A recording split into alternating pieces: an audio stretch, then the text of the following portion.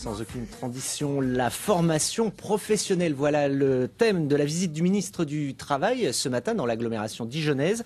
Michel Sapin s'est attaché à la réforme de la formation professionnelle qui est en cours. Les partenaires sociaux doivent remettre à plat le système d'ici la fin de l'année. Un système souvent accusé d'être trop onéreux et inefficace. Je vous propose d'écouter Michel Sapin. Il faut réformer en profondeur. Il faut faire en sorte que la formation professionnelle en France aille plus vers ceux qui en ont besoin. Ceux qui en ont besoin, je l'ai dit, ce sont les jeunes, ce sont les chômeurs, et puis ce sont ceux qui ont la plus faible formation dans les entreprises. Parce que les moins qualifiés dans les entreprises sont eux souvent qui prennent en pleine figure les restructurations. C'est souvent ceux-là que l'on met dehors. Voilà les priorités. Et il faut donc que les partenaires sociaux orientent vers ces publics prioritaires le plus gros de l'argent.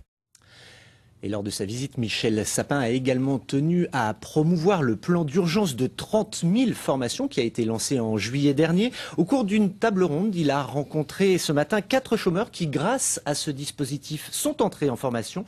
Michel Gillot et Daniel Vaccin sont allés à la rencontre de l'un de ces demandeurs d'emploi. Sharky Agounan, en CAP de gardien d'immeuble, sort d'une table ronde avec le ministre Michel Sapin dans les locaux de l'IRFA. Il en profite pour faire un petit point avec son formateur. L'idée, c'est de faire coller la formation au maximum avec la réalité du terrain. Donc le retour des stagiaires qui est prévu le 13 décembre nous permettra, nous, d'ajuster la formation pour qu'elle colle mieux à cette réalité.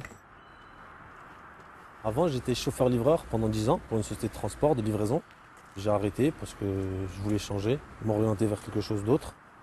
Avec Pôle emploi, il y a eu cette formation au sein de l'IRFA pour préparer un CAP de gardien d'immeuble. Bonjour Camille. Ouais, comment tu vas? Ça va et toi? Ça va? Ouais. Bien. En fait, je suis intervenu là pour une fuite chez Monsieur Petit. Bon, moi je me charge de prévenir l'entreprise. Toi, je prends rendez-vous avec Monsieur Petit. Ouais, et puis tu fais les déclarations de sinistre avec les locataires. C'est un travail donc de relationnel, d'écoute. Il a un parc de à peu près 150 à 200 logements dont il a la gestion. 40% de ménages essentiellement le matin. Et ensuite, il va faire de la gestion locataire.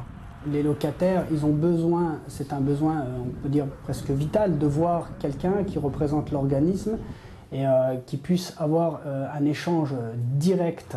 Dijon Habitat a décidé en 2011 de réinternaliser cette mission de propreté, entretien de nos bâtiments, qui jusqu'à présent était confiée à des sociétés extérieures.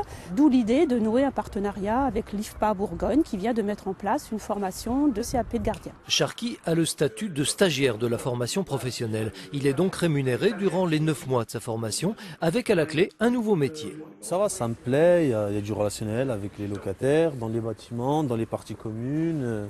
Oui, ça va, c'est bien. Dijon Habitat emploie déjà 12 gardiens et 5 nouveaux postes sont à pourvoir. Sharky sera un sérieux candidat à l'embauche. Et on s'attarde sur ce que représente dans sa globalité ce plan d'urgence décidé l'été dernier. Vous avez tous les chiffres, Claire Pin.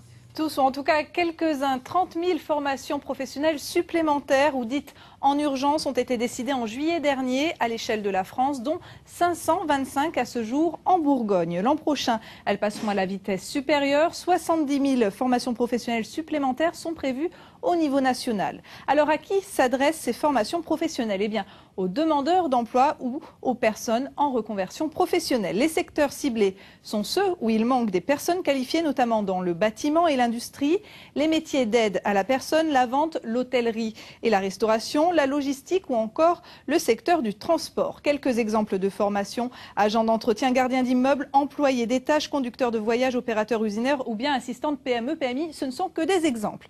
Enfin, sachez que la formation professionnelle représente en France une enveloppe de 32 milliards d'euros par an, dont 13 déboursés par les entreprises. Merci Claire.